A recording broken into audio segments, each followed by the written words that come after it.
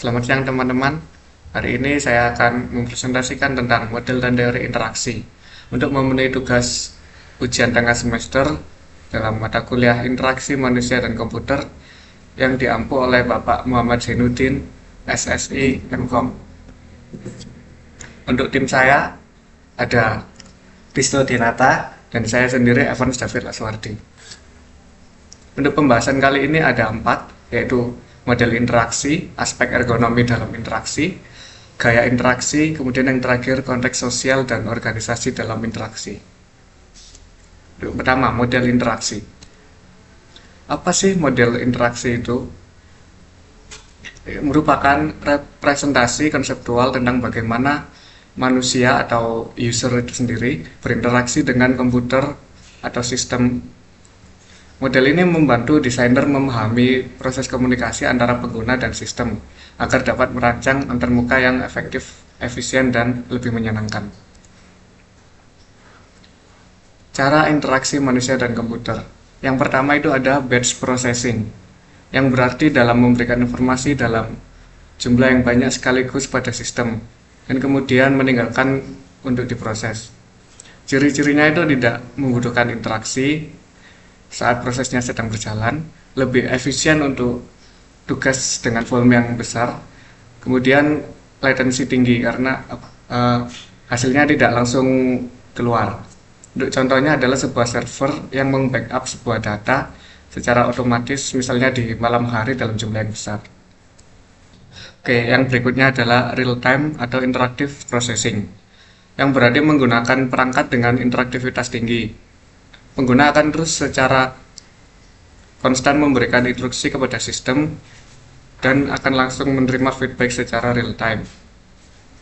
Ciri-cirinya itu memerlukan instruksi kepada pengguna untuk input data secara terus-menerus. Kemudian latency rendah yang berarti responnya sangat cepat. Contohnya ketika sedang bermain game online atau ketika sedang trading saham. Ketika manusia menggunakan komputer, ia harus mengkomunikasikan hal yang ingin dilakukannya kepada komputer. Agar proses tersebut bisa berjalan dengan baik, diperlukan model interaksi yang merupakan konsep mengenai bagaimana pengguna berinteraksi dengan sistem atau komputer. Contohnya adalah model interaksi yang dilakukan oleh seorang programmer ketika menggunakan Visual Studio Code. Berikutnya, interaction framework. Ini berguna agar pengguna atau user dan komputer atau sistem itu dapat saling mengerti. Terdapat input dan output sebagai penerjemah.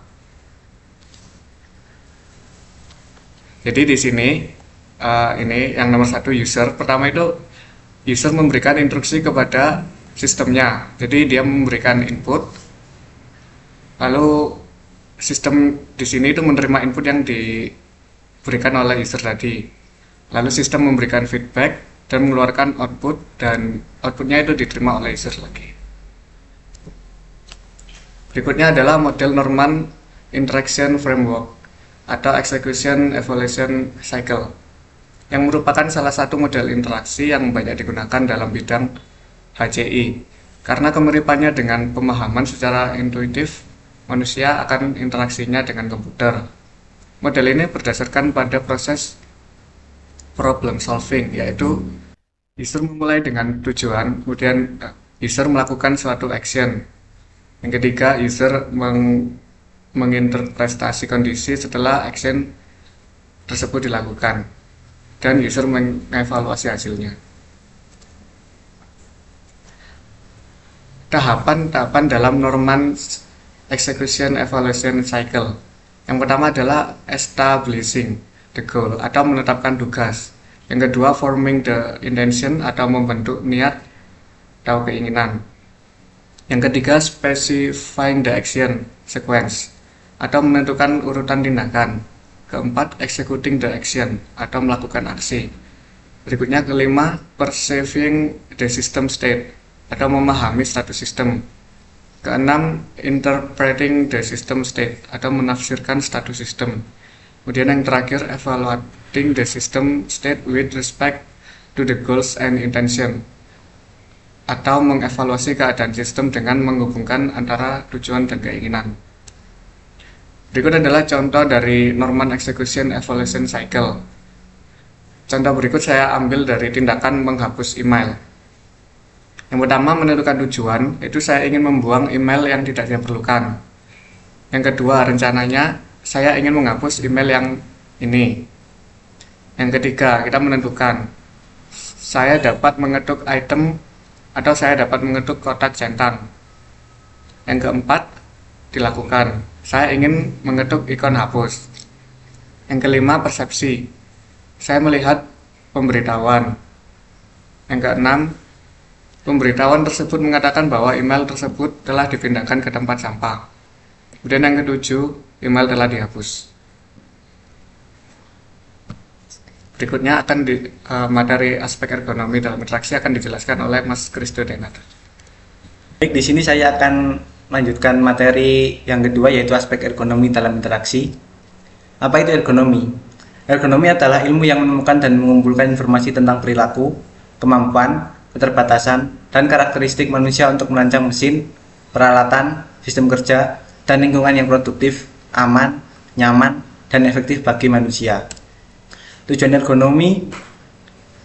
utama dari ergonomi adalah menciptakan lingkungan yang mendukung kesehatan, kenyamanan, dan kinerja optimal bagi individu. Dalam konteks interaksi manusia dan komputer, ergonomi menjadi sangat penting karena bertujuan untuk menciptakan antarmuka yang sesuai dengan kebutuhan, keterbatasan, dan preferensi pengguna sehingga meningkatkan efektivitas dan efisiensi interaksi manusia dengan teknologi komputer.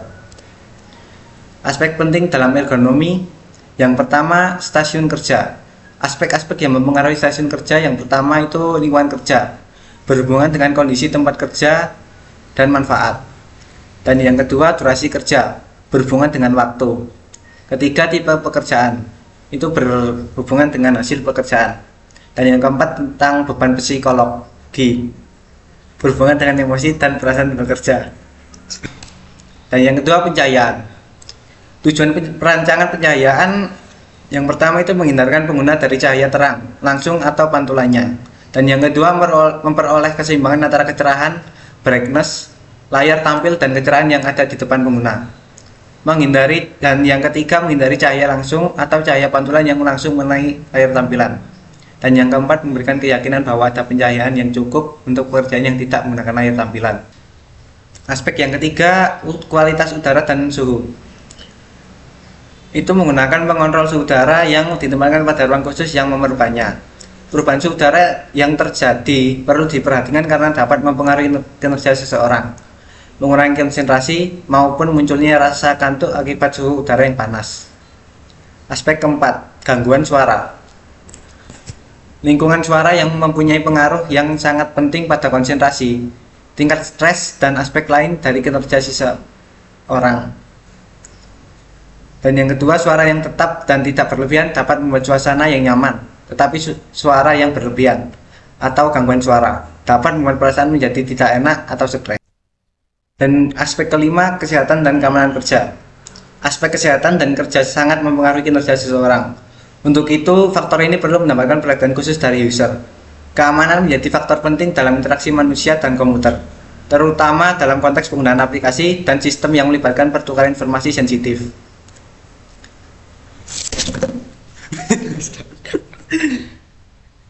Kandanya jendelek kuno. Aku sini. Loh, di sini pintu kan ini. Iki guys sing kapan nih? Kepitu. Aspek keenam, kebiasaan bekerja. Aspek ergonominya, yang pertama, bekerja dalam keadaan sesantai mungkin dan dapat dalam posisi yang benar. Kedua, mengubah posisi duduk untuk mencegah kelelahan otot. Dan yang ketiga, mengambil istirahat sejenak secara periodis. Dan yang keempat, mengusahakan untuk tidak mengetik dalam jangka waktu yang lama. Dan selanjutnya, aspek ketujuh, yaitu aspek buta warna. Penglihatan manusia memiliki keterbatasan seperti dalam kasus buta warna. Keterbatasan ini perlu diperhatikan dalam rancangan antarmuka sistem agar sistem dapat digunakan oleh semua kalangan. Pada kasus buta warna, menurut data pada Covins Color Blind Expert pada 4 Juli 2022, ada lebih dari 300 juta orang di seluruh dunia yang mengalami kesulitan untuk melihat dunia dalam warna. Sebuah studi terbaru menemukan bahwa 8,7% dari semua pria mengalami buta warna dan 3,2% dari pihak wanita. Materi selanjutnya akan dijelaskan oleh teman saya.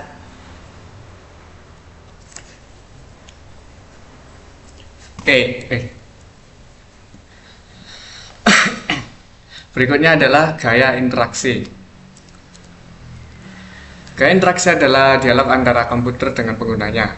Macam-macam gaya interaksi. Yang pertama adalah Command Line Interface atau CLI, yang kedua menu, yang ketiga natural language, yang keempat question atau answer and query dialog, yang kelima form fills and spreadsheet, yang keenam point and click atau graphical direct manipulation, yang ketujuh three-dimensional interface, yang ke-8 WIM atau Windows icons, menus, and pointers. Yang pertama adalah command line interface. Pengguna menuliskan perintah atau command baris per baris untuk dieksekusi. Memiliki cara kerja yang sederhana dan digunakan secara luas, seperti Unix dan MS-DOS. Kelebihannya itu memiliki kemampuan untuk menyampaikan instruksi secara langsung kepada komputer dengan menggunakan kata-kata, karakter, dan function key. Gaya ini cocok bagi pengguna yang berpengalaman dengan bahasa komputer seperti developer. Ini adalah contoh command line interface. Ya, jadi mereka memasukkan kode-kode untuk agar komputer memberikan output melalui kode ini. Yang kedua adalah menu. Menu adalah sebuah cara dari sistem untuk mempresentasikan pilihan-pilihan instruksi kepada user, di mana tiap instruksi dapat menyebabkan perubahan kondisi interface. Seleksi bisa dilakukan dengan cursor key, mouse click maupun alternate yang ditambah dengan kode huruf atau angka. Kelebihannya adalah ideal untuk memungkinkan eksplorasi, menginstruksikan pengembalian keputusan, adanya penanganan kesalahan yang mudah, dan memerlukan sedikit pengetikan. Untuk kekurangannya tidak cocok untuk tampilan grafis kecil, tidak cocok untuk memasukkan data, tidak cocok untuk dialog terinisasi pengguna, dan tidak cocok untuk dialog terinisasi campuran. Ini adalah contoh menu. Nih misalnya ini ada banyak menu pilihannya untuk masuk ke dalam aplikasinya. Yang ketiga adalah natural language, yang biasa disebut dengan pemrosesan bahasa alami, yang merupakan bidang artificial intelligence yang berurusan dengan pemahaman bahasa manusia. Bahasa alami atau disebut dengan natural language adalah suatu bahasa yang diucapkan, ditulis, disyaratkan oleh manusia untuk berkomunikasi umum. Kelebihannya itu tidak memerlukan sintaks, mudah untuk melakukan interaksi karena kita tinggal bicara saja. Kemudian merupakan inisiatif campuran. Untuk kekurangannya tidak presisi, terlalu bertele-tele, dan perancangan yang sangat rumit. Nah, ini adalah contohnya, yaitu speaker pintar dari Siri. Jadi kita tinggal mengucapkan kata untuk menyuruh dia memberikan output apa yang kita inginkan. Berikutnya adalah question atau answer and query dialog. Question atau answer adalah interaksi yang memberikan pengguna sebuah pertanyaan dengan pilihan ya atau tidak, pilihan ganda, kode. Contohnya adalah questionnaire online. Berikutnya adalah query dialog, adalah interaksi yang memberikan pengguna untuk mengetikkan kata kunci untuk mencari informasi dari database. Contohnya adalah search engine seperti Google, Bing, Yahoo, database, dan database seperti SQL. Nah, ini yang sebelah kiri untuk search engine-nya, yang kanan ini untuk database-nya. Kemudian form fills and spreadsheets. Form fill adalah sebuah cara dari sistem interaktif untuk meminta data atau informasi ke user. Tampilan biasanya berbentuk form dan seperti kertas sehingga memudahkan user untuk berinteraksi. Kemudian spreadsheets adalah salah satu bentuk form filling, biasanya terdiri dari susunan sel yang dapat diisi dengan formula untuk mengkalkulasi angka-angka pada sel tersebut maupun sel lainnya. Ini adalah contoh form fields, jadi kita mengisi sebuah data dalam form ini. Kemudian ini adalah contoh spreadsheet. Jadi kita memasukkan ini, kemudian memasukkan angka. Di sini kita bisa memberi rumus untuk mengkalkulasi sel-sel yang di atas. Berikutnya adalah point and click interfaces. Point and click adalah aksi yang dilakukan oleh pengguna komputer dengan menggerakkan kursor menuju lokasi tertentu pada layar, dan kemudian menekan tombol mouse atau pointing device lainnya. Biasanya digunakan pada sistem multimedia dan web browser. Contohnya bisa diambil ketika mengambil sebuah titik lokasi di sebuah peta pada Google Maps. Nah, ini contohnya di dalam Google Maps ini saya mengambil titik lokasi Hawaii Waterpark dan kemudian akan memunculkan sebuah informasinya. Berikutnya adalah 3D interface. Pengguna memberikan input ke sistem dengan melakukan gerakan dalam ruang 3D fisik atau memanipulasi alat, sensor, atau perangkat dalam perangkat 3D tanpa memperhatikan apa yang dilakukan atau dikendalikan oleh input ini. Yang berarti pengguna memberikan input spesial yang melibatkan posisi 3D yaitu X, Y, Z dan orientasi, dan bahwa input spesial ini bermakna bagi sistem. Ini adalah contohnya adalah VR.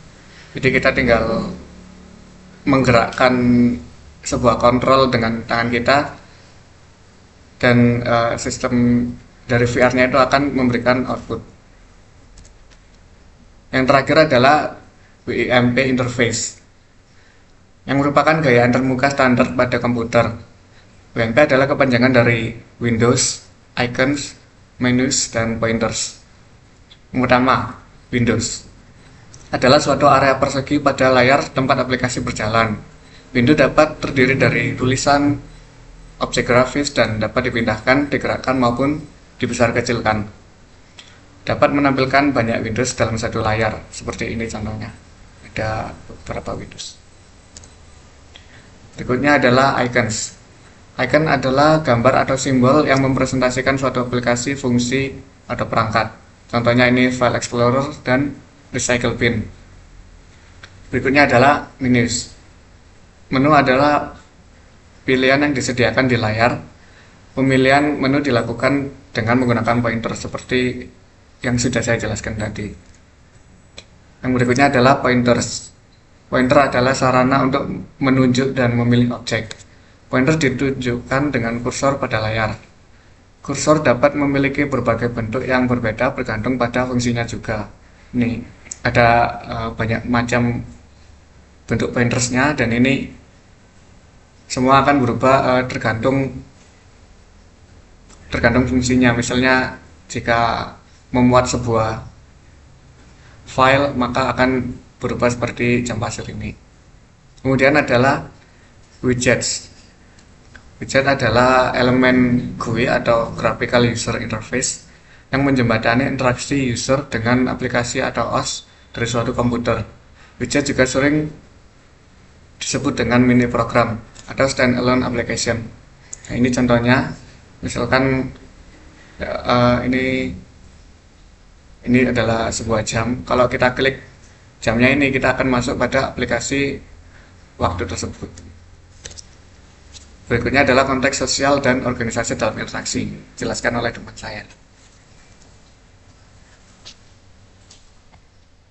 Baik, saya akan melanjutkan materi dari konteks sosial dan organisasi dalam interaksi. Konteks sosial dan organisasi dalam interaksi. Penggunaan konteks adalah aspek penting dalam interaksi manusia dan komputer. Manusia dapat membantu dalam memahami dan memanfaatkan konteks untuk meningkatkan relevansi dan efektivitas interaksi. Model yang menggunakan konteks.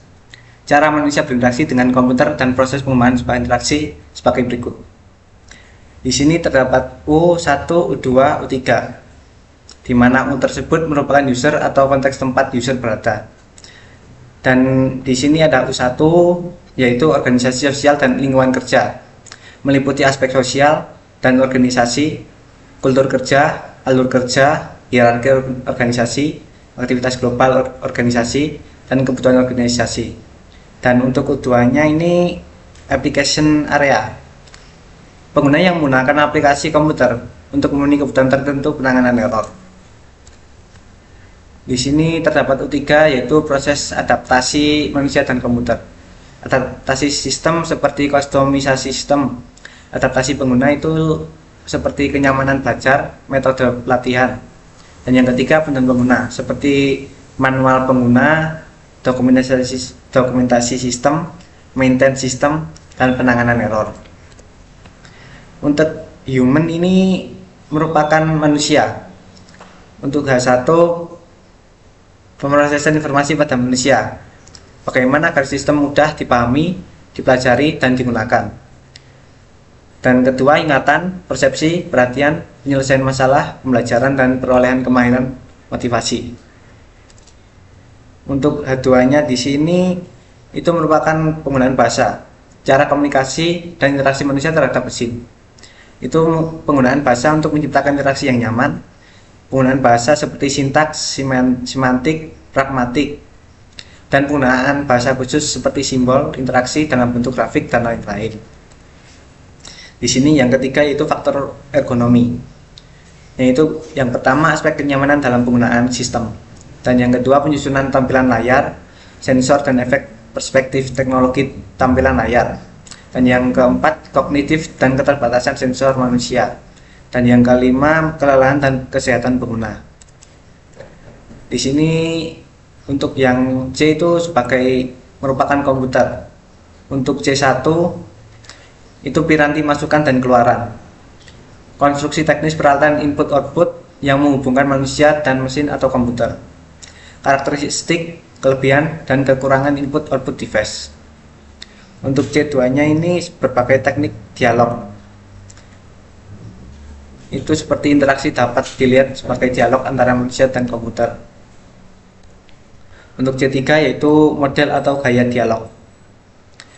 Yang pertama penggunaan gaya atau metode dalam interaksi manusia komputer. Dan yang kedua gaya interaksi yang umum dipakai seperti antarmuka baris perintah, command line, bahasa sehari-hari, natural language, pertanyaan atau jawaban, dan dialog pertanyaan atau query. Dan WIMP yaitu Windows, Icons, Menu, and Pointers.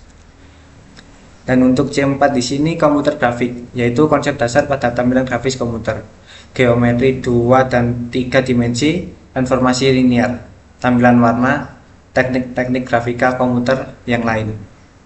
Untuk di sini C5 itu arsitektur dialog, merancang dialog secara keseluruhan, multi-user interface arsitektur, Windows Manager model. Dan yang terakhir itu ada D, yaitu D merupakan proses pengembangan atau development. D1 pendekatan desain, penggunaan metode pengembangan software. Dan yang D2 di sini teknik dan kakas untuk implementasi. Metode implementasi, pembuatan prototipe, representasi data, dan algoritma. Dan yang kedua itu penggunaan tool untuk membantu proses implementasi. Untuk D3 di sini teknik evaluasi. Itu mengevaluasi kualitas software yang dihasilkan, tes tingkat penggunaan dan fungsionalitas sistem. Yang ketiga dapat dilakukan di laboratorium, lapangan, dan dalam kolaborasi dengan pengguna. Dan yang keempat evaluasi baik dalam desain dan implementasi. Dan yang keempat ini contoh sistem dan studi kasus, di mana studi kasusnya saya ambil itu sebagai contoh penggunaan antarmuka layar sentuh pada ATM modern yang sekarang, yang itu berfokus pada evaluasi interaksi pengguna, ergonomi, dan keamanan. Pelajaran yang bisa diambil itu kesederhanaan menu penting untuk pengguna dari berbagai usia dan latar belakang teknologi. Evaluasi interaksi pengguna yang pertama itu antarmuka sentuh memungkinkan navigasi lebih intuitif dibandingkan tombol fisik, dan yang kedua itu menu berbasis icon dan bahasa sederhana memudahkan pemahaman. Dan yang keempat, tantangannya itu pengguna lansia kadang mengalami kesulitan presisi sentuhan. Contoh aspek ergonominya itu layarnya miring 45 derajat, mendukung visibilitas optimal. Dan yang kedua itu ketinggian mesin disesuaikan agar ramah untuk pengguna kursi roda. Dan yang ketiga itu ukuran tombol digital dibuat besar untuk mengurangi kesalahan input. Aspek keamanannya yang pertama itu layar menyembunyikan input pin dengan tampilan acak atau anti solder solving. Dan yang kedua, transaksi dilengkapi dengan feedback visual dan suara untuk kepastian. Pelajaran yang bisa dipetik itu yang pertama, kesederhanaan menu sangat penting untuk pengguna dari berbagai usia dan tingkat literasi digital. Dan yang kedua, simbol dan teks harus mudah dipahami dengan opsi bahasa lokal. Dan yang ketiga, desain harus inklusif dan memperhatikan aksesibilitas serta rasa pengguna. Di sini sumber-sumber yang kami cari dan cantumkan di sini pada daftar pustaka. Terdapat beberapa sumber. Dan cukup sekian, terima kasih dari presentasi kami berdua, semoga bermanfaat. Sekian, terima kasih.